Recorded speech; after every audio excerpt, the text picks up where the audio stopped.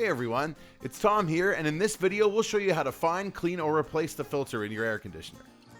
Let us know in the comments how often you check or replace your AC filter. If you want to max out the performance and efficiency of your AC unit, you should be checking the air filter regularly. A dirty air filter forces the unit to work harder than it should, costing you more in electricity and shortening the life of your air conditioner. Whether you have a window unit, a wall mount, or a portable unit, they all use air filters. Air conditioners draw room air through the filter into the evaporator coils where the air gets cooled and then pushes the air back into the room through an exhaust vent. Dirty air filters limit the airflow through the evaporator coil, meaning less cool air getting pushed back out into your home. Most modern air conditioners use a mesh plastic filter and a rigid plastic frame.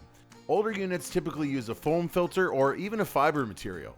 For most wall-mounted and window units, you'll need to remove the front panel to access the filter. Remove it, inspect it, and clean it with a vacuum or with soapy water, letting it dry before putting it back in. If it's damaged or too dirty to clean, you should replace it. You can order manufacturer-approved, model-specific replacement filters at ereplacementparts.com. For most portable air conditioners, the filter is typically located on the back. Remove the panel or grill to access the filter.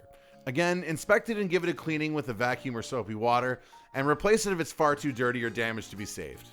Some portable units may also have a second, smaller filter located on the back of the unit. Make sure to clean and replace this as well during maintenance. Thank you so much for watching.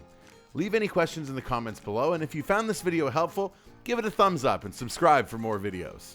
And if anything around your home needs a repair, don't forget to visit us at ereplacementparts.com.